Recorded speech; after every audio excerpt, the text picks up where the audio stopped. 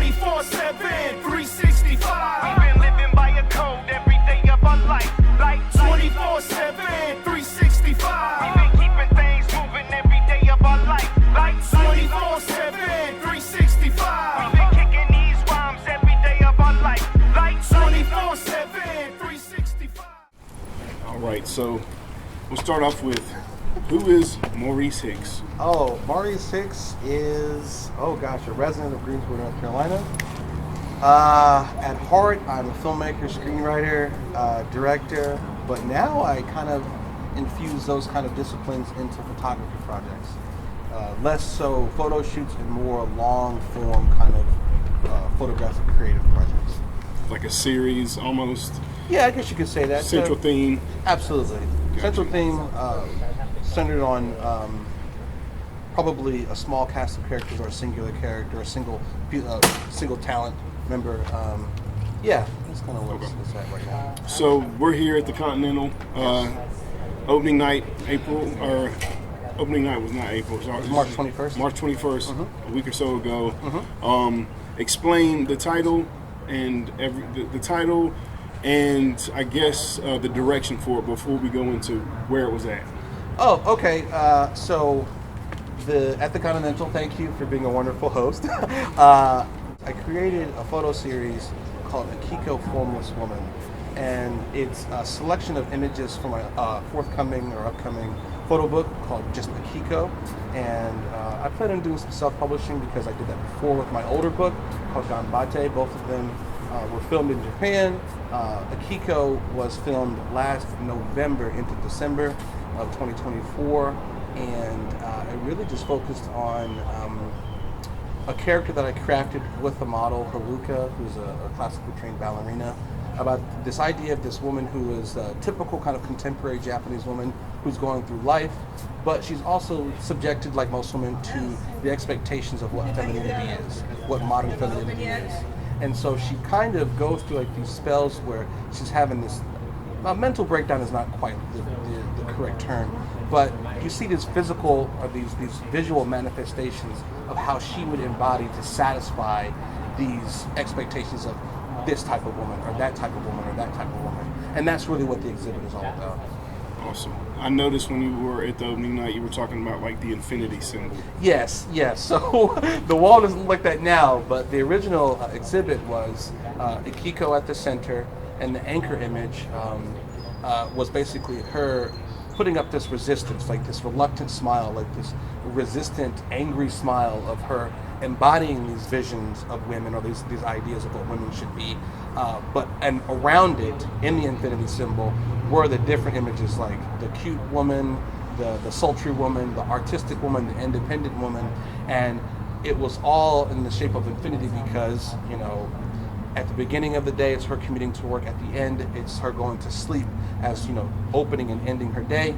And that was the project kind of illustrated that this is her life, like the life of a woman who has to go through her entire life in infinity, embodying these different types of women that are expected of her from society. Okay. So with that, like you said, it was shot in Japan. With that, did you notice any similarities between the cultural differences or the cultural upbringing versus a woman in Japan versus a woman in the United States? Oh gosh, obviously there are differences among all cultures, but I think that, like, we have the Me Too movement. I don't think that it's manifested in the same way in Japan or to the same degree. So and then also there was the term, was it meiwaku or trouble, and it was like you don't want to cause waves or ripples. And I think that there may be less conversations being had in Japan.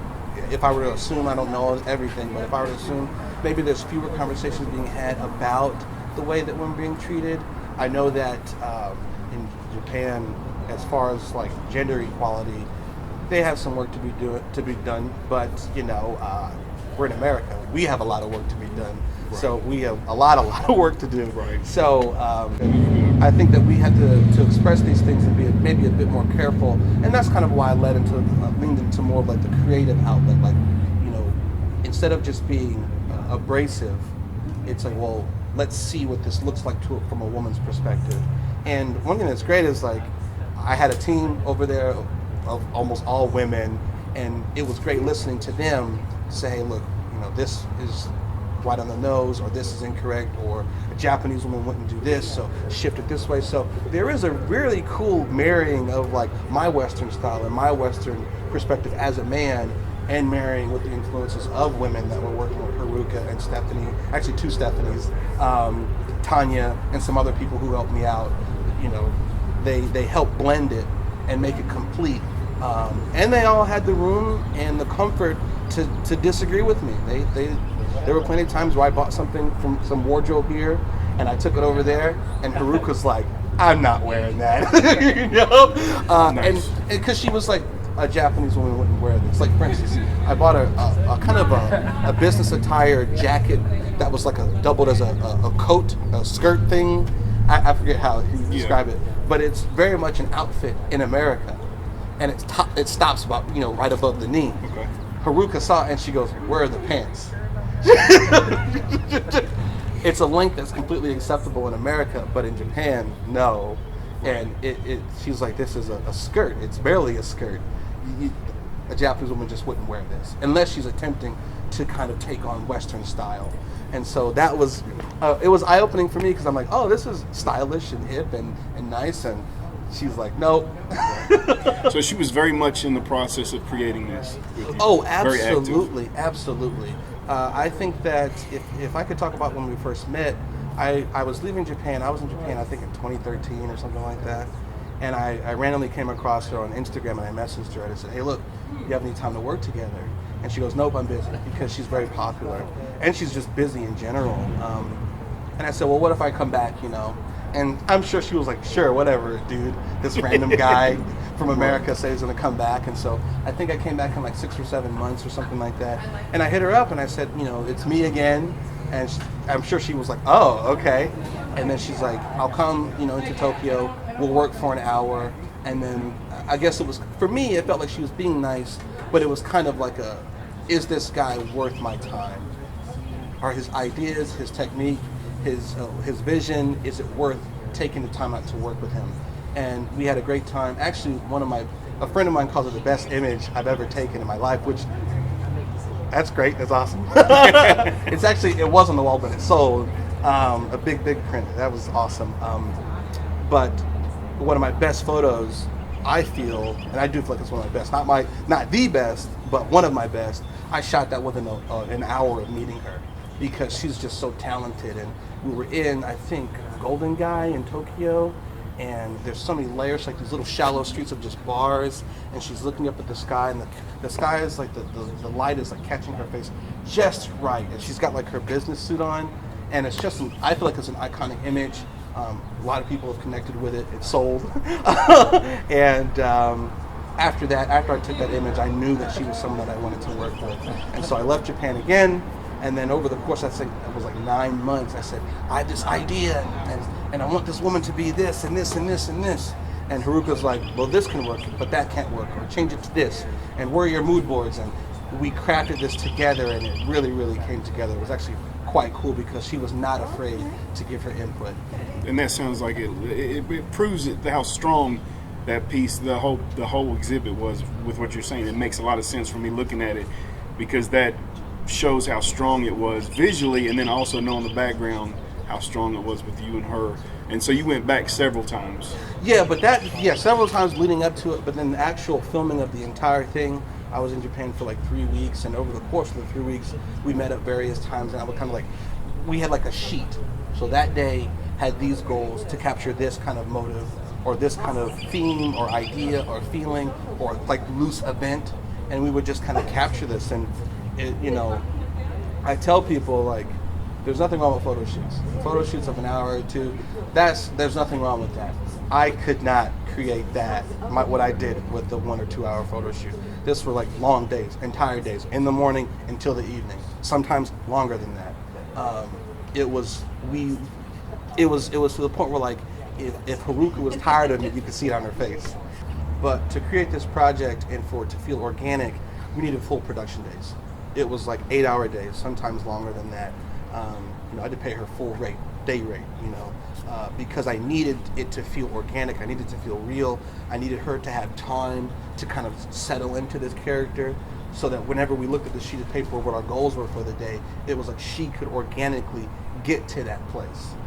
There was one day, and it's not in the project, but I wish I had space for it, where we went to a konbini and we bought her some like onigiri, like these rice balls, and she's got like her triangles. Yeah, the little rice ball triangles, things with like tuna and stuff in the center, and she has like her full work attire. So she's got a suit on, business shoes, a jacket, her big book bag, an umbrella, I believe, and she's trudging around in the middle of Tokyo. And at one point I say, well, you're going to stop, you're going to eat here.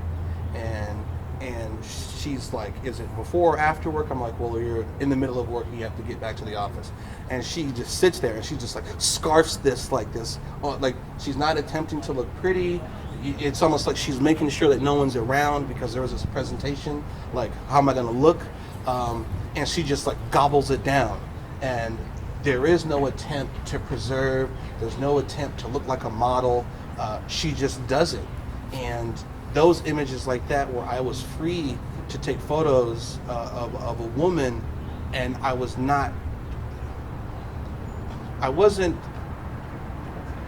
beholden to make her look gorgeous all the time. And I think because so many women, it's like, if they're a model, them looking good is part of what they can do. Like it's how they make money, it's how they establish a career. But with Haruka, she was so into the art project and the authenticity of it. She was like, I'm just gonna gobble this up and double chin and like hunker it over. It was so authentic and so real, and it was the entire process is full of moments like that. Hi everyone, I'm Haruka Predolo Akiko, and I'm really honored to be in this project, and also like I'm so excited for this exhibition and also the future what Akiko takes. And thank you, Marie. 皆さんこんにちは、はるかです。あきこ役を務めさせていただきました。写真集もエキシビションも成功することを祈ってます。とても楽しみにしてます。どんな未来がやってくるのかすごい楽しみにしてるので。そして本の完成も楽しみにしてます。ありがとう。24/7, 365.